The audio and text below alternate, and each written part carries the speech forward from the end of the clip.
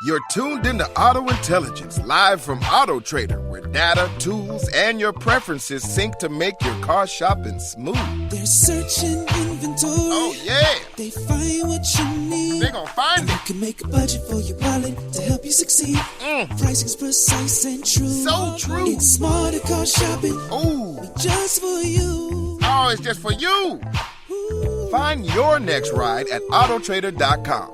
Powered by Auto Intelligence. Wish you could become a morning person? You know the type, up before the sun, early morning runs, first one to the office with donuts and a smile. How do they do it? Easy. With the new Galaxy Watch 8, sleep tracking and personalized insights from Samsung Health help you improve so you can wake up to a whole new you. One who, dare I say it, skips the snooze? It's possible. Train your sleep with Galaxy Watch 8. Learn more at Samsung.com. Requires compatible Samsung Galaxy phone, Samsung Health app, and Samsung account. This episode is brought to you by Nespresso and Samra Origins by the Weekend Coffee Collection. Introducing Samra Origins. My collaboration with Nespresso is a connection to my roots, to my mother, Samra. Coffee that hits the right notes. It transports you. Crafted with unique notes and bold, soaring flavors. Experience a taste that moves you. Nespresso and Samra Origins. Discover more at Nespresso.com. This episode is presented by State Farm. Having insurance isn't the same as having State Farm. It's like expecting the leadership of a team captain on the football field, but getting a sea captain. You wouldn't settle for just anything for your team. Shouldn't it be the same for your insurance? So don't settle for just any insurance when you can go with a leader. State Farm. Like a good neighbor, State Farm is there. Navigate the gauntlet of uncertainty the world throws at your business with SAP. Whether it's a tropical storm hitting your warehouse or a short supply of those little plastic twist ties, SAP can help you tackle those unexpected crushing setbacks with its AI-powered capabilities. To pivot to new suppliers, automate paperwork, and source the twist ties you need at the price you want, so your business can stay unstoppable. Learn more at sap.com/uncertainty. Well, it started out, and it was a lot of fun, and it looked like we were going to party to a victory in Tampa Bay. And then in the inverse of last week, the Eagles just forgot how to play football in the second half. But the defense comes up with the victory here, gets the Eagles off the field. And we're here to break it all down, the good and the bad. And I have a feeling for a 4-0 team, there might be a decent amount of bad we talk about today. But welcome into the postgame show. I'm your host, Shane Haff, joined as always by Eagles Eric. You guys be sure and go drop your 3-word reactions on Twitter as we kick off here. But Eric, is the heart rate coming down? How are you feeling right now? Not great. I think, as much as we were riding high after the first half, and you were like, okay, finally the shackles have come off the offense. They're spreading it out. They're not putting these terrible blocking tight ends, inviting stacked boxes. They've got good answers to the blitz. Everything we talked about. And then they said, let's put that in the bin. We're up. We don't need to show our cards in the second half, so we'll go back to the same stale vanilla stuff that doesn't work, and they let the Bucs come back into the game. They didn't complete a single pass in the second half. It was a joke. It does not, with the way their running game is functioning right now, they can't just sit on leads like this. They need to keep the pedal down, and that did not happen. What are your thoughts? Yeah, I mean, the Eagles had 23 yards of offense in the second half. Like, that's just an abomination. And I actually thought the defense was pretty good today. There's some obvious things we can talk about. Makuba has a pretty bad bust for a big play touchdown. Jahad Campbell gives up the big touchdown, but I'm putting that on pass rush. And outside of those two plays, though, I thought the defense did really well in a pretty difficult situation where your offense is giving you absolutely nothing. There's no chance to rest. Nothing's going your way defensively, and they're able to bear down and get, that final stop and get off the field. But the offense was just an abomination in this game. And it was just like it was in the first half of the Rams game, just like it was in the Chiefs game. This offense is a real problem, and people are going to say this week they're 4-0. They're one of very few. I didn't get to watch any of the other games. How many ever undefeated teams are going to remain? The Eagles are 4-0, and you want to be 4-0, but there's some definite issues on this offense, and if they don't get fixed, they will start losing football games. I mean, you're not going to block a punt for a touchdown or block a field goal to seal a game every week. And so the offense has got to figure some things out, and it starts with the run game. It starts with Kevin Patullo. Yeah, and it's a big problem. Before the season, we had researched what happens after 2,000-yard rushing seasons, and it was amazing to see that almost all of them came down to exactly 4.2 yards per carry. And I go, maybe that's what's going to happen to Saquon. Remember, he was up near high fives last year. It's even worse than that. He's like 3 yards a carry, if that. So it's brutal. And I guess what I want to ask you is, if you had to divvy it up into like the accountability, culpability of the struggles in the run game, who would you blame and how much? I think the design's really bad. So we can start there. The design's really bad. And the offensive line's just not playing as well. I mean, today, Saquon Barkley had 2.3 yards per carry, and he had 2.21 yards after contact per attempt. He was getting 0.09 of a yard before he was contacted per carry today.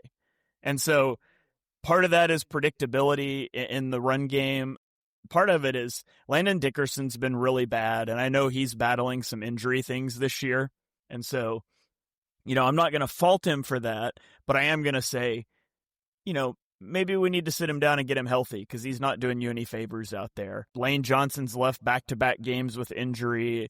It just has not looked good up front. And there's some execution things. I think there's a lot of design things, and the design stuff just really doesn't make sense to me, because it's not like Johnny and I talked about this on our show this last week. It's not like Kellen Moore was designing the run game. That's always been Stoutland's thing. And I just don't understand why it has looked like it's looked like this year from a design standpoint. Yeah, and they talked about it last week.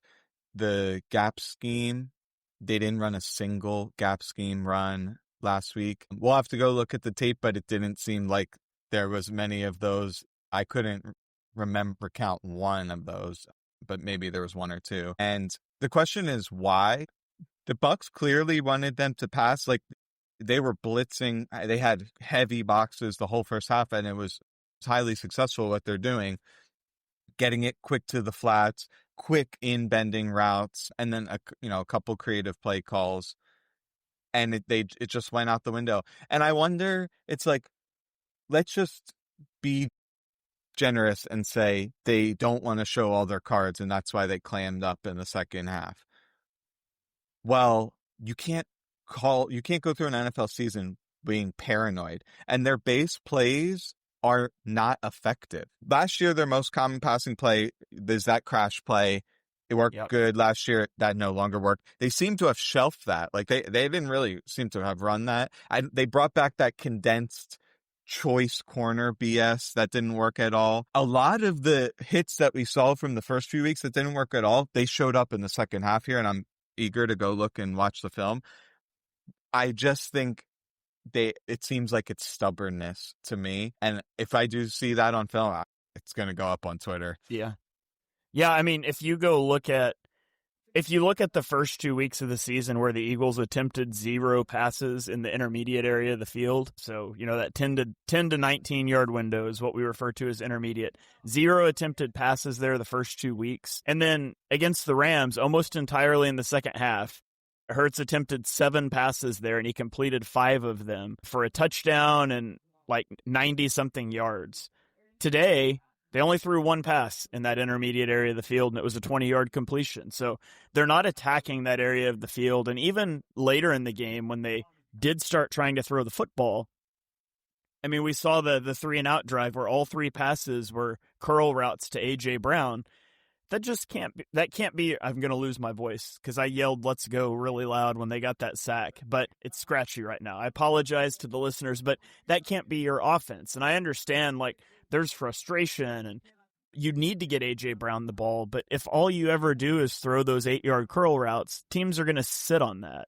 And so it's just everything is predictable, both in the run game and the pass game. And I feel like we've been saying that from week one, and people have continued to push back on me on that and say the Eagles are winning games. They just win, and they are. It's just not sustainable to do it with blocked field goals and blocked punts and interceptions in the end zone. And, the funny thing is, that was just last week. This is what is most privy to the Bucs defense when they go and do the film study. You're looking at the thing you value most is, what does this team look like last week, especially when they're most effective in the second half. And the Eagles started to open things up when A.J. Brown won one-on-one on those stop routes and then beasted the corner. But the Bucs, they literally knew that was coming. And then Hurts threw it in, he's completely, mugged up by the corner. Threw it into double coverage. That was just pure stubbornness. I don't even necessarily know that specific drive if I blame Patullo. It seemed like it was AJ and Jalen were oh, we're just going to make sure that we don't blow this. And that's where it snowballs, where it's you have the offensive coordinator trying to put the reins on the offense, and then it's not working. And then they're all right, now we're just going to play hero ball, and it's a disaster. You need to have synergy between them. It was kind of like the Falcons in the Super Bowl against the Patriots, where they just kind of felt like they could coast to the finish line. The problem is, when you don't get, the only time they got a first down, and correct me if I'm wrong, was when on the short field before they scored the touchdown on the fake tush push. Mm-hmm. So if you're going 3 and out, you're not taking any time off the clock. And then boom, 2 70-yard touchdowns over the rookies, and before you know it, you're in a game on the line. If Baker didn't throw that interception, the Eagles probably lose that game. They did get one other first down off of a penalty, but that was it. So that they didn't have any other first downs in that game. And we got a lot of comments here talking about Keely Ringo, and we're going to get over to the defense because there's some debate going on about the game that he had. But let's stick with the offense for a little bit. And it feels melodramatic to talk about this again when you're 4-0, but I'm going to do it anyways. How do the Eagles fix this offense? Because it's clearly a problem. So what would you do? You don't have a bye week for a few more weeks. What are just a thing or two that you could do simply to try to improve this offense going into next week against Denver? Pretty much stop playing Calcaterra and Granson altogether. At the very most, Goddard as a flex tight end, but minimize the number of condensed heavy formations, spread the field out, get 6-man boxes. Then you have a chance to run vanilla inside zone and actually get 5 yards. If you get, I'm 5 yards, I'm thrilled. They can't even get a yard or two at times. That's one easy way. The Eagles had 21 early down run plays with a 38% success rate. Sorry, I was reading the wrong number. I was a 10% success rate. That is an abomination. 38 is still bad, but still. And the thing is, they're by far, remember, the Eagles are coming in this game. We're number 1 in the league in rushing EPA. And people go, how's that possible? Saquon has 3.3 yards per carry. Hurts is doing amazing stuff on the ground. In this game, the QB run was working fantastic. That completely went away, essentially, in the second half. Even though there was multiple times where, I don't know if it was a zone read or just called run play, where Hurts could have kept it.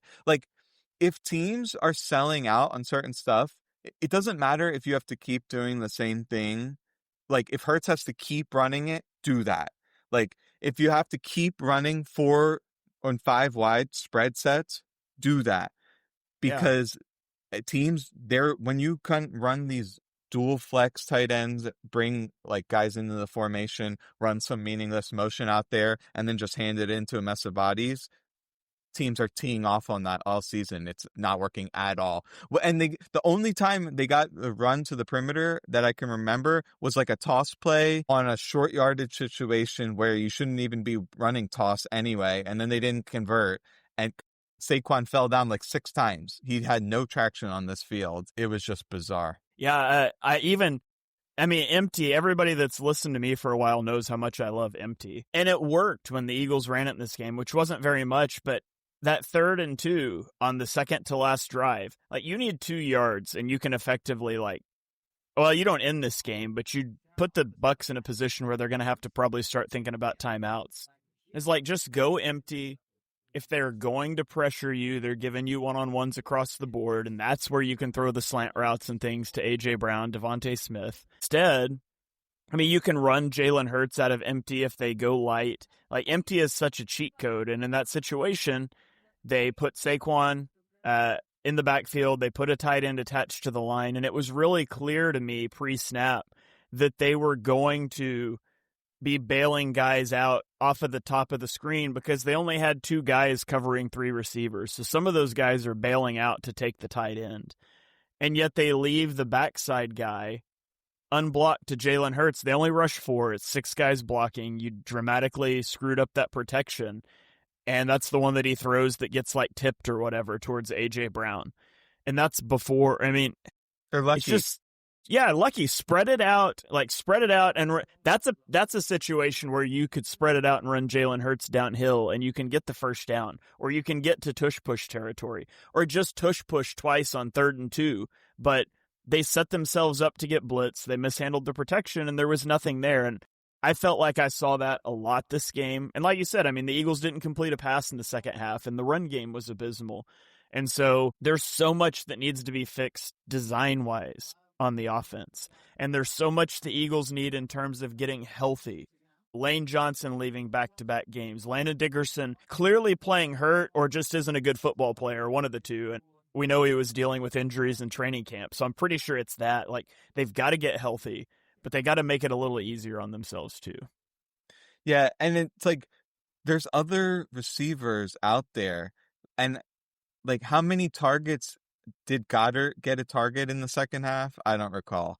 Like, Devontae Smith, they kept trying AJ. Like, they tried him on 2 deep balls and like the couple hitches. And the reason I said that was lucky is because the ball that got tipped on that 3rd down play, it looked like the cornerback was sitting on it. Maybe would have had a pick 6. So I'm eager to go look at the film on that play. And people pointed that out.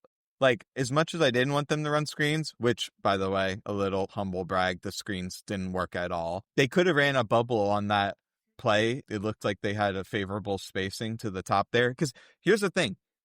Even if a team bails out to coverage, they're still out leverage. Like, that's one of the ways to attack these like double mug and amoeba fronts is, okay, even if they drop out, well, they still need to go a long way to get out to the sidelines. So you have an opportunity to beat them out there. And yeah, it just seemed brain dead in the second half, what their approach was. And I'm interested to hear, like, what are they going to say in the press conferences? I know the players are going to be pissed. So yeah, we might get some good A.J. Brown quotes in this one.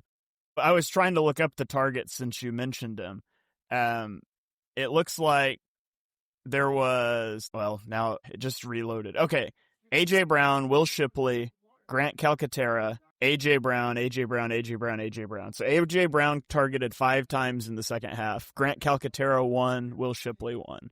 None for Devontae Smith, none for Dallas Goedert, none for Saquon Barkley. Just spam it to A.J. Brown or throw it to backups. I have no words. I just want to know what the mindset is, because we're left here sitting and speculating or trying to come up with excuses of, like, they don't want to show their cards, or they think that as long as they don't turn it over, they're going to win. But yeah, it's like, here's the thing. People who use that as a way of defending the Eagles, well, they're still calling pass plays. And when you drop the back to pass, you want it to be successful. So saying they still won the game is a ridiculous counter argument, because the plays that they did call were utter failures. And they can't even gain like 2 or 3 yards. Like, that's how difficult it is for them in the Rams first half and the second half here. So maybe they should have kept some of those goodies for the second half that they had in the first half. I loved the first half game plan. Do we want to talk about that a little bit? Yeah, let's do it. I mean, first off, they seemed to me that they spread the field out way more often. I didn't see a lot of snaps of those tight ends that I mentioned. The ball quick out to the flats, great blitz answers. They started off with that little pop pass to Saquon. They had another play that it was slow to get out there, but it still worked. They had a slant to AJ and an in-bender to Devontae. And I'm like, this is perfect. And they even had that QB lead play. And I don't know if that was out of empty or it's just a spread set. And I'm like, this is exactly what we need. And then it completely went away in the second half, which was just baffling. But yeah, that's like, this is the brand of football we need to be playing. They could have called the exact same plays in a different order in the second half and to better success, in my opinion. So what are your thoughts? I loved I loved that little pitch to Dallas Goedert for a touchdown. Like, you come out under center, but you've got the diamond at the top, and you can just kind of see the, like, oh, we thought it was going to be a tush push. Now the ball's snapped and out. I thought that was really cool. So yeah, I like some of the design. I mean, if you can't get the run game going, there's an argument to just throw the ball to Saquon out in the flat. And they talked about that on the broadcast. Saquon has 4 catches for 31 yards in the first half, and you can think of that as an extension of the running game. I mean, yeah, it's passing yards, but if you're not able to get push up front and you can swing it out to the flat, you're just getting him the ball in space, and you can think of those as extensions of your run game. And so I like the effort to get the ball out to him, and it just kind of disappeared after that. I mean, Goddard, Barkley, and Devontae Smith had 10 combined targets in the first half, and they caught all 10 for 97 yards and 2 touchdowns, and they combined for no targets in the second half. So I'm with you. I liked what they were doing in the first half. I thought they had answers to the blitz, and then in the second half, the wheels just kind of came off. But I don't know. It'll be interesting and painful film to get into tomorrow morning. But anything else you want to say on the offense, or should we flip this over to the defensive side of the ball? And yeah, I do want to say something. The second half, it was almost like, let me prove it to the fans that this idea of running a bunch of tight ends out there and running condensed can be effective, and it backfired really bad. A couple of the pass plays they were running were just like, it was like ace formations where you got everyone in tight, a bunch of heavy tight ends on the field under center, and then you got 2 receivers wide, and you're just running some shot plays downfield or just running it into a mess of bodies. Why would you do that? It made no sense. Like, especially how the Bucs like to play. Like, they're like, oh, you mean that we can bring a bunch of guys in the box, bring pressure, and we're not really losing anything? It was absolutely egregious plan in the second half. Yeah, it blew me away that they kept going like 13 personnel with Granson as a fullback. So I guess maybe you want to call that 22 personnel if they're considering him a fullback now. I don't know what they're going to call that, and they just kept running a puller at the defensive end that didn't get there in time, and Barkley kept getting hit in the backfield. They did that like 3 or 4 times. It's just like, come on, like, that's clearly not working, but it's what they did. And, it was good enough to win this week with a lot of help. I just don't think it's sustainable. So I can't imagine, real quick, I can't imagine what Johnny's going to say about the run game, because he's been pounding the table about how bad it's been, and like, this is kind of the underappreciated problem with the offense, and this was like the pinnacle right here. So I just can't wait to hear him tee off on the run game. Yeah, if you look at Saquon Barkley has less than 200 rushing yards this season. Like, that's insane. Saquon Barkley is on pace for an 837-yard rushing season this year. And that's not Saquon being that much worse. There's a lot of things going into that we kind of let off the show with, design-wise and health-wise. But let's flip it over to the defensive side of the ball. And I thought the defense played really well in this game. And I know, the final scoreboard says 25, but it is tremendously difficult when you're just consistently having an offense go 3 and out, 3 and out, 3 and out, 3 and out, playing in that heat, to be able to continue to play. And I thought they did a really good job, minus, 2 big plays that we'll talk about. Let's just lead off with those 2 plays, and then we can kind of talk about the rest. So that first touchdown, 77-yard touchdown, that's just one of the worst busts you'll see from a safety, I think. So Makuba, that's his guy all the way. And for whatever reason, he's flowing up to the line of scrimmage, gets beat, Reed Blankenship almost makes a phenomenal play to get over there and cover him. He just barely misses it. And I had some people on Twitter being like, Reed's got to be better. I was like, that wasn't Reed's guy to begin with. And Makuba, even with all of that, if he just doesn't totally not know where the ball is, he still might like intercept that. So that was a really bad look for Makuba on that one. He's a rookie. It's going to happen. It has happened a little too frequently with him, coverage bust wise, but did you see anything different on that play? No, it was 100% Makuba's fault. And we kind of had a Zapruder film incident last week. Against the Chiefs with the Tyquan Thornton touchdown, which people still don't know whose fault that was.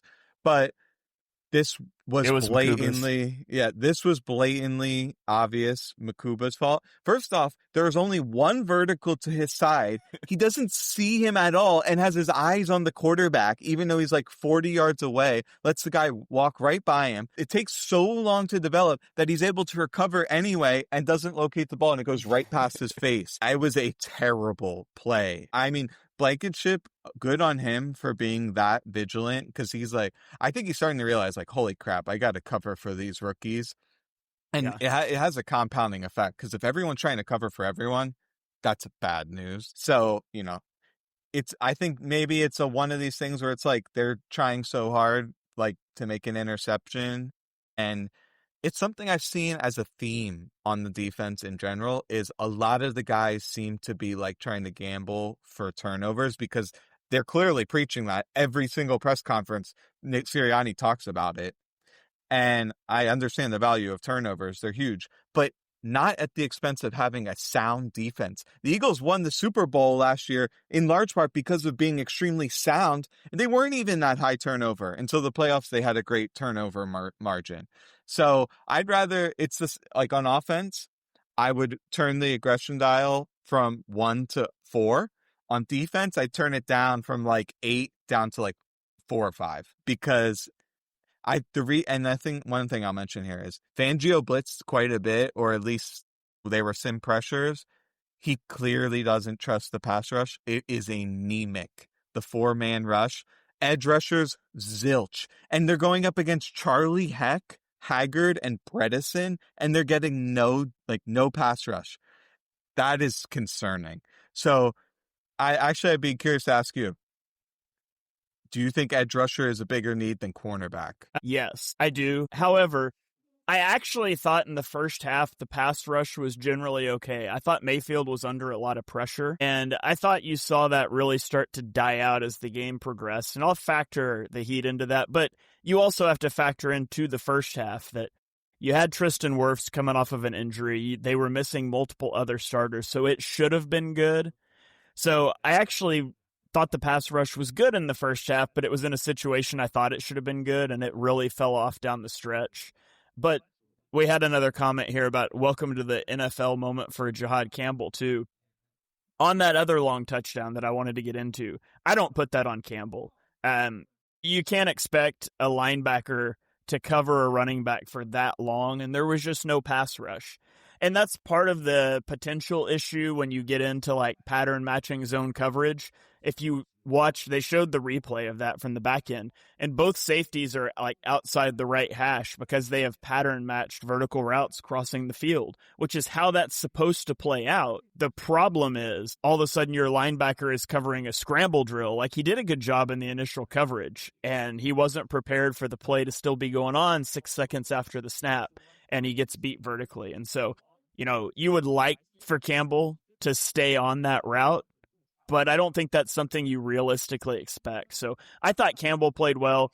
I think that's maybe a mistake he won't make again, but it still wouldn't surprise me even if he doesn't kind of let up if he gets beat there, because at the end of the day, you're in a foot race against a running back up the sideline. So I think that one's a pass rush touchdown. And you mentioned Reed Blankenship trying to cover for these rookies, and we've seen growing pains with Makuba and some busts in the secondary.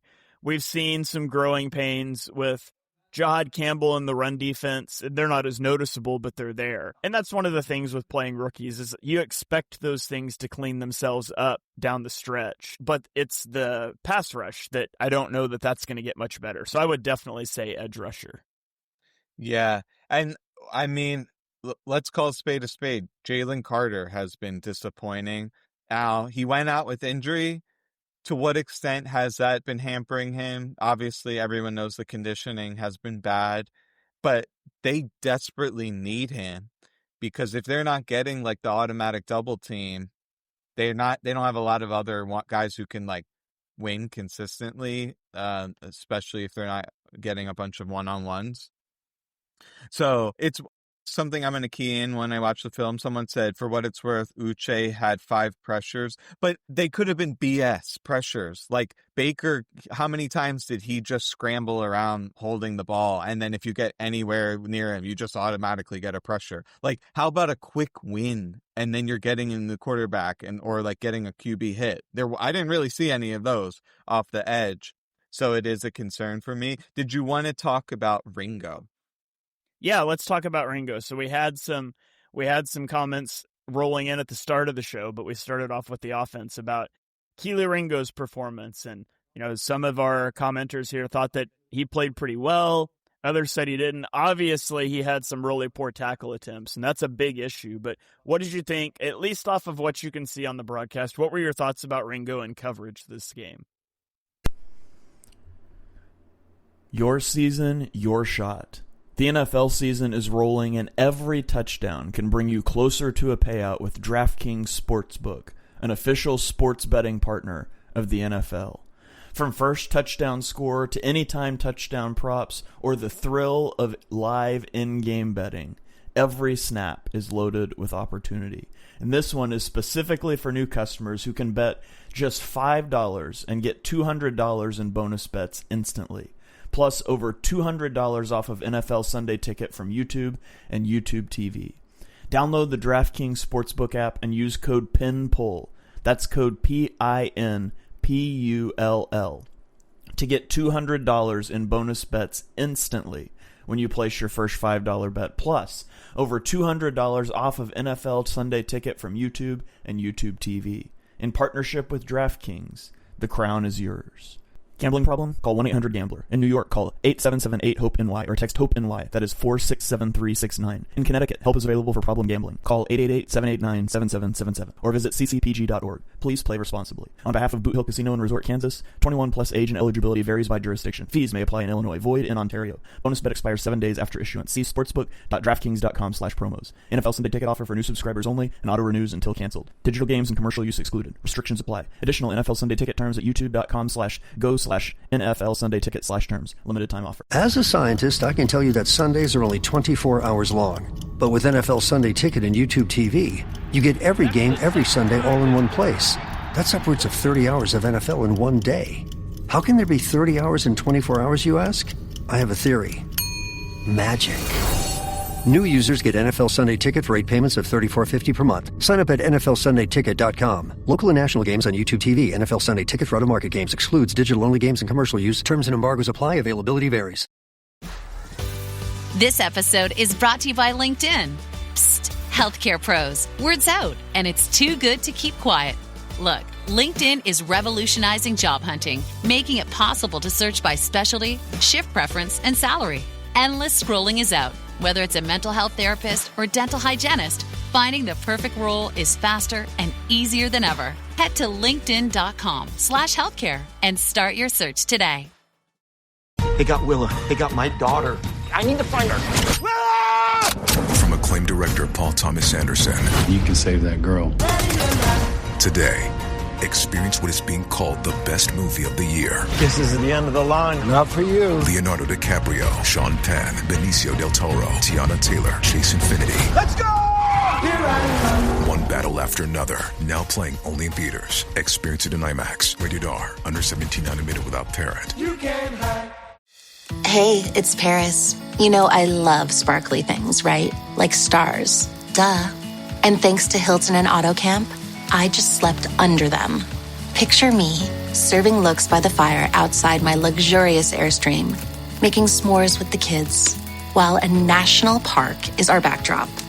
The great outdoors meets Hilton hospitality. That's hot. Explore all the new ways to stay at Hilton.com. Hilton for the stay.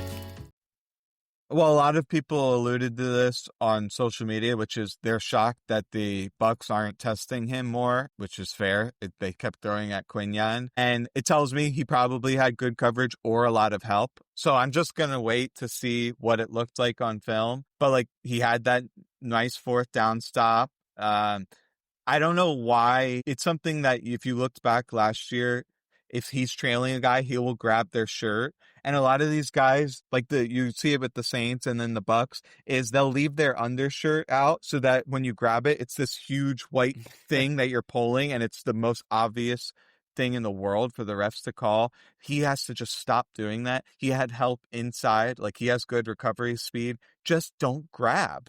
It's fine if you give up a 5-yard pass, but make them complete it. If you just do that, then you're just praying you don't get called, even though it's extremely obvious. So overall, it seemed like he probably did pretty well. People, I think, will blow up the open space tackling stuff. Bucky Irving shakes the best tacklers in the NFL in open space. It's something that we know about him. In tight quarters, he can do hardly anything. When he's in open space, he can make anyone miss. So do I think a lesser player would have made Ringo miss in those situations?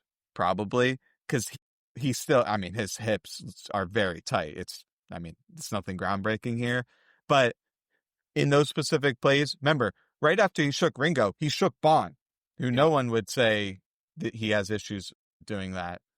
So I'm not overly concerned about those two plays. A play I do criticize him more for is he had that guy dead to rights in the flat. And yes, they stopped him for like a negative 2-yard play because everyone else came up and rallied, but he missed the tackle. Like, you got to make that tackle. He's supposed to be like a good physical, like wrap up tackler. It seems like he keeps missing. So if he makes contact and misses, that's where I'm going to really knock him. If a really shifty guy beats him in the open field, okay. Yeah. To the pressure point that you mentioned earlier, per Next Gen Stats charting, the Eagles had 12 pressures under 2.5 seconds in this game, which is the first time they've done that since week 5 of the 2023 season. And 4 of those 5 were Zach Bond. So Zach Bond was on one in this game, which is, again, Fangio's blitzing a lot, and it tells you a lot about what he thinks of the pass rush. But so Zach Bond kind of leads the way with the pass rush in this game, which isn't necessarily ideal, but it's nice that you can do that. And it's nice that you have Campbell that you can kind of play some games like that with. But another guy that I wanted to shout out is Quinyon Mitchell. This might have been the best game of Quinyon Mitchell's career. He was incredible in this game. And I thought that watching it live, Next Gen Stats says that he allowed against Emeka Egbuka, allowed 2 receptions for 6 yards on 6 targets across 22 matchups, with all 6 targets coming in tight windows, which means less than a yard of separation. The Bucks lost 5.7 EPA when targeting Egbuka against Quinyon Mitchell. And then he also was targeted 3 other times, 2 of which were tight window targets, and allowed 0 receptions. So Quinyon targeted 9 times in this game. 8 of them were tight windows, and he gave up 2 receptions for 6 yards. So, man, Quinyon Mitchell, I thought, started the year a little slow. I didn't think he was great the first 2 games. I thought he was good last week. I thought he was spectacular in this game against Emeka Egbuka, who I think is maybe just like a special wide receiver. Yeah, and I think we're starting to see, and I'm surprised because if you ask me in the offseason, I would say I highly doubt Fangio just has him shadow the best wide receiver. It seems like they're doing that maybe in perpetuity now. And what it probably clues me into is that they're going to roll the coverage over to the other corner and then have Quinyon just lock down his side. And that's probably why we didn't see a lot of targets go to Ringo's side. He probably wasn't being asked to do that much. So that, I think that's, when you have the guy, you're probably looking at the 3rd best corner in the NFL. And when you have a guy of that caliber who can match up against shifty, speedy, quick guys, but also alpha X receivers who are tall and physical, like he can guard all receiver archetypes. That's kind of, as Johnny likes to say, a cheat code. And then you have the opportunity to have extra guys on the other side. One thing I do want to say quickly By the way, that's part of also why my answer to the CB or edge rusher being the bigger need is edge rusher, because if you can't make do in a defense with 2 all-pro caliber cornerbacks instead of 3, because I think DeJean's incredible too, you won't last as a DC very long in the NFL, and Vic Fangio has been around a long time. So although I would love to have a Patrick Surtain opposite Quinyon Mitchell, give me an edge rusher all day. But go ahead, what were you going to say? And that's why he keeps blitzing. One thing I'll say is they got so many free rushers up the gut on the Chiefs. That hasn't really happened. Like Campbell and Bond, as much as they got pressures, they kind of got stonewalled and didn't really hit the quarterback. Like, yeah, they sped up the process, but you want to hit the quarterback ideally when you're bringing extra guys. I'd like to see them mix in more like nickel blitzes. Obviously, they want to keep DeJean in coverage, but there's got to be an opportunity where whether you spin down a safety, because they just need to break that tendency. I think teams are too ready for the interior pressures. But yeah, it would be nice if they go into like big nickel to just bring Sidney Brown off of the opposite nickel instead of having to send DeJean. But that would also be predictable if they did it a lot. So but I'd rather see that happen. What do you think about this? There's some people who are claiming that Quinyon Mitchell got away with a bunch of holdings because Tom Brady alluded to this on the broadcast. It was clearly a very biased broadcast by him. I'll be curious to go back to watch the film, and I'll shoot it straight. Like, if it was holding, I'll say it's holding. My early impression is that it was really damn good coverage, and he didn't seem like he was doing anything egregious like Ringo, like pulling the guy's shirt 3 feet. Yeah, I think Tom Brady's a quarterback, and so he sees a lot of defensive pass interference.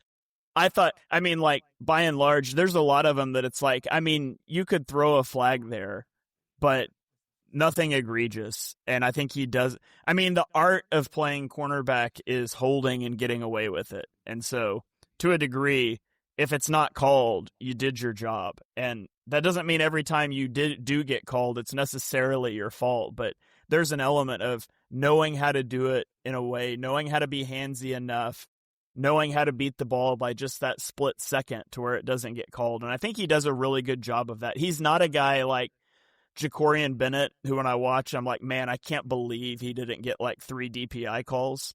With Quinyon, I'm just like, I think it's really good coverage. And so, I didn't see anything on Quinyon that I would have flagged that they didn't in the game, but it's one of those things. It's like the right guard false start on the tush push. If you slow everything down to 25 frames a second, you'll find something. But real speed, I think Quinyon was playing great today.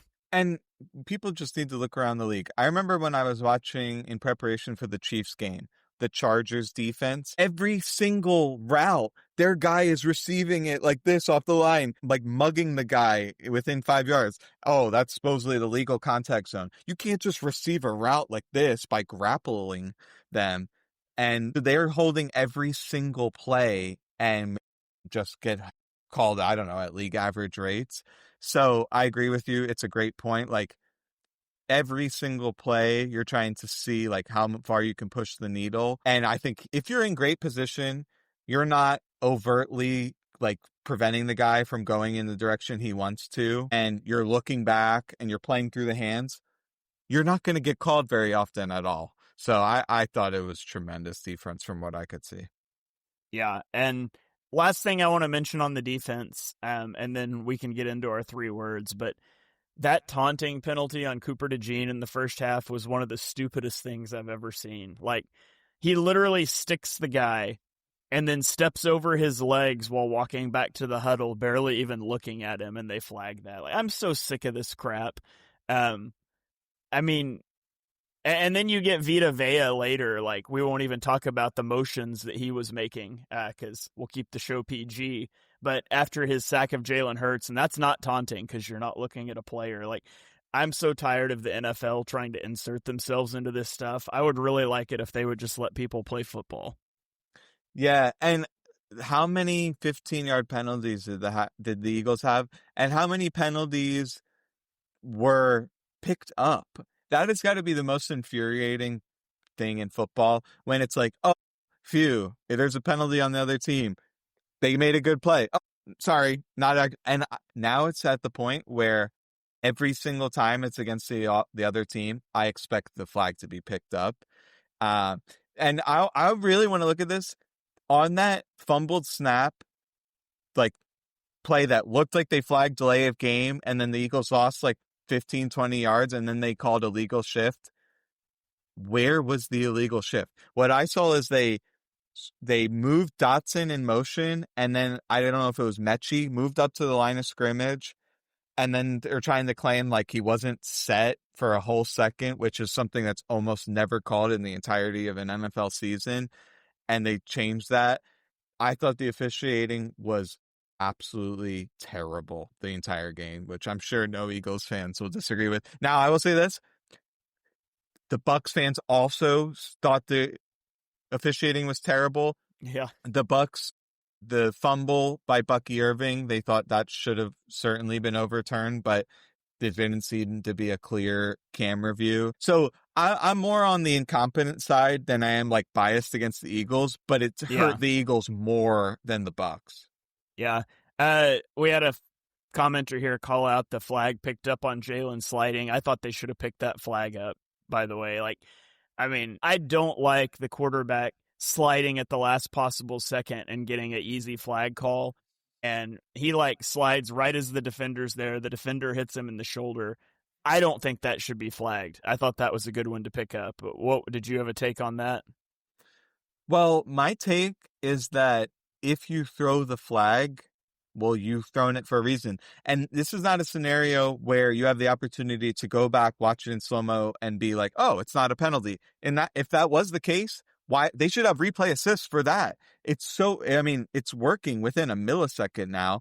Why can't they just be like, oh, that was actually not a penalty, and then go on with the game, rather than another ref comes in like Usain Bolt and goes, it wasn't a penalty. Like, that's just bad process. By the letter of the law, I don't think that was a penalty, but the guy closest to it thought it was, and the way the rules work and the way you're not allowed to look at replay on those kind of plays, I think it should have remained a penalty. Yeah. All right. Well, let's get into our 3-word reactions. So every week we put out on Twitter after the game, except last week because I wasn't here, and ask for your 3-word reactions to the win, and we read out some of our favorites on the show. This first one from Nathaniel is basically what I was going to say, so I'll read his first here. He said unsustainable going forward, which is something I've been, preaching honestly since week 2, is that this just isn't a sustainable way to keep winning. So shout out to Nathaniel for stealing my answer here. We got find a corner from Casey. Down 3R says second half garbage. Josh says they just win, which is true. But man, AM said Kevin Patullo sucks. Jordan gave us a what happened Kevin. Down also chimed in and said Johnny is angry. Yeah, Johnny was supposed to be on the post-game show today, and he saw the Eagles run game and was like, nope, I'm out. That's not actually it, but... And then we got Carlton said D is greater than, with the greater than symbol, so it works. He didn't actually use the words D greater than O. And so, great stuff there. Thank you guys for chiming in on those. Eric, did you have a 3-word reaction that you wanted to drop on for the game? Stop 12 personnel. Amen. Because they cannot run it. First off, if you're going to run that, you need to be able to throw it to the tight ends. A lot of teams, they'll get it, like the Rams. They've been highly successful this year throwing out of 12 personnel. And what they'll do is they'll start in 12, they'll get the other team to match with some kind of base, then they'll motion a tight end out wide and they'll work Puka over the middle. Whereas the Eagles, they bring in a bunch of wussies and then they run up into 8-man boxes for 1 yard. I have nothing else to say. Yeah. A couple 3 words here from the commenters. Brett Eclipse says boogeyman bowls. He also gave a bipolar offense. That's good. I like that. Yakko says, since Johnny's not here, where's QB counter? My 3-word reaction is just going to be play 4 quarters. Like, I just want to see this team play 4 quarters because when they're on, they're unbelievably dominant. We saw it in the second half last week, the first half this week. Let's just put it together. One quick thing.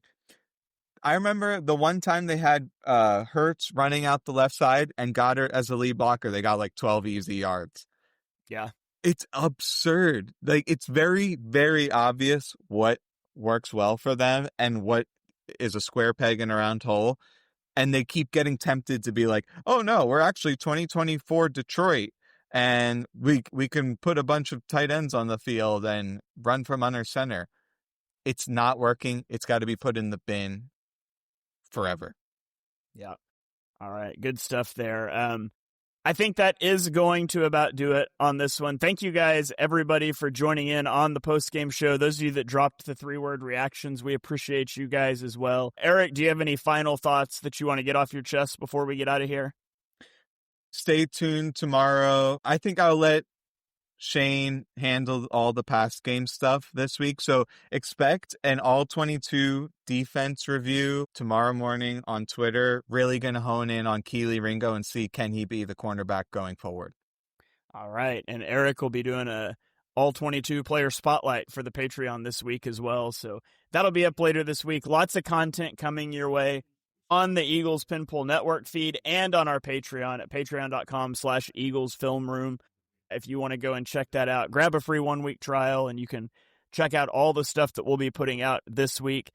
Cameron, I'm sorry, what was your play Oklahoma's offense was his 3 words. There you go. Play Oklahoma's offense. We got that one up there for you too, my guy. But that is going to about do it. The Eagles move on to 4-0.